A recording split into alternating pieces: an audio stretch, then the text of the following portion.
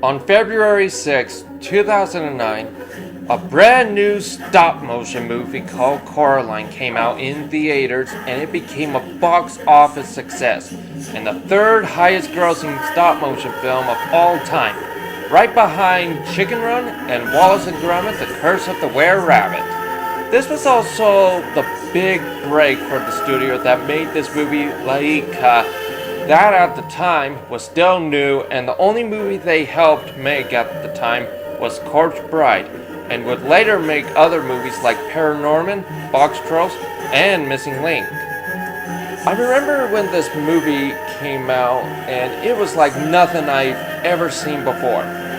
This was back when rated PG movies still made sense, and this movie really showed how creepy it can be with that sort of ranking. Kinda like the 80s if you think about it. Who knows, maybe this was what Henry Selick wanted to do when he directed Nightmare Before Christmas, but couldn't because it was marketed as a Tim Burton movie. And he saw his chance at taking things a bit more than he did in the past with this movie. Fun fact, my copy of the movie actually has an option of watching it in 3D on one side of the disc and 2D on the other side. This was definitely back when 3D was really popular and was literally everywhere. So the story is about a girl named Coraline, go figure, and her folks recently moved into a really old house, and she's not entirely happy in her first few days of living there, because she's now far away from her friends, her parents are really busy with their garden catalog, and mysteriously got a doll that looks just like her. Then, while writing down what's in the house, she came across a door in the wall, but when it was open, it was bricked up, or so she thought. Later that night, the door had a portal to go through that leads her to another dimension. At first, she thought it was an amazing world that she can just live in and have a lot of fun. But as time went on, she was getting warnings about the world, and she later saw the signs when the other mother told her she will need to have button eyes if she wants to stay. Just when she escaped from it, her parents went missing, so she had to go back and face the other mother to rescue her folks and the other children who previously fell for the trap. After she saved her parents and the souls of the children, she threw away the key in the never-ending well, and things went back to normal. Okay, so that does sound like a lot, but it really isn't once you get into the story. The one thing I didn't notice about the movie until a few years ago, after watching it again during Halloween season, were the colors of both worlds. What I mean is that in the real world, everything seems to be gray and dull, as in it's very miserable, which is what Coraline was feeling after moving into the new house, while in the trap world, or whatever it's supposed to be called, is full of both bright and wild colors to make everything feel believable, and her want to be part of, which was the plan was, and it nearly worked.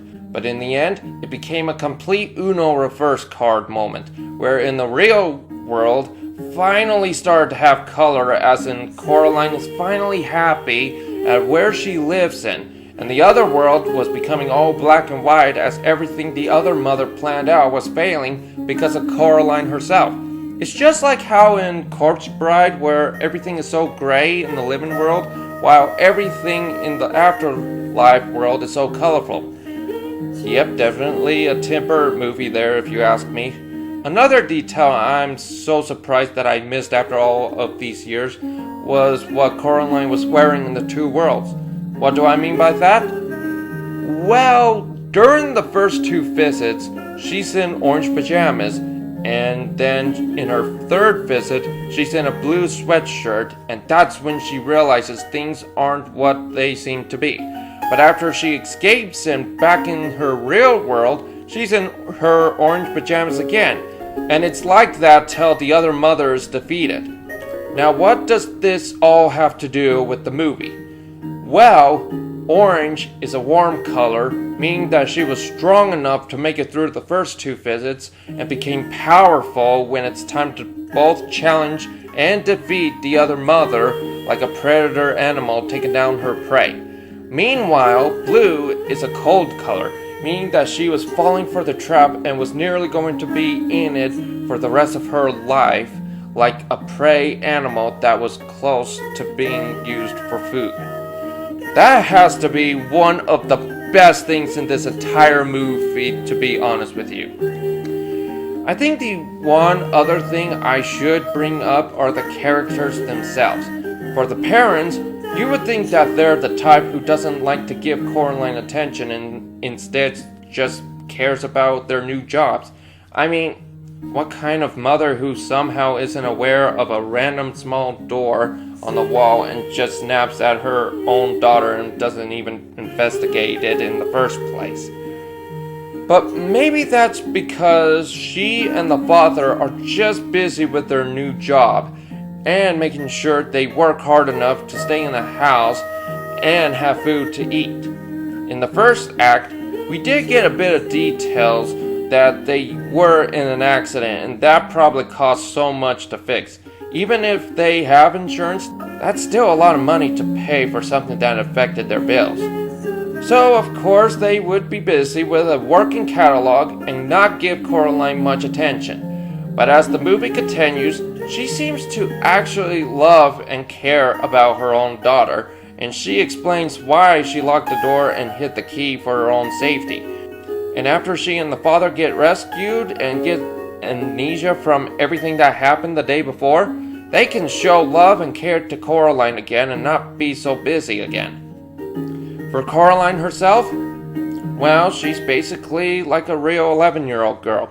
She feels like nobody understands her and just thinks she can get what she wants right away, but refuses to do that and would have to go for the craziest adventure in her life.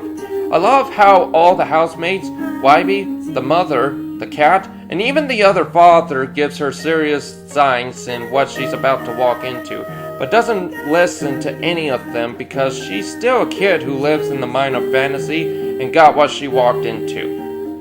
I think after what she had to go through in the movie, she grew up and matured more and finally understands that she should be grateful for what she has and be respectful of that as well.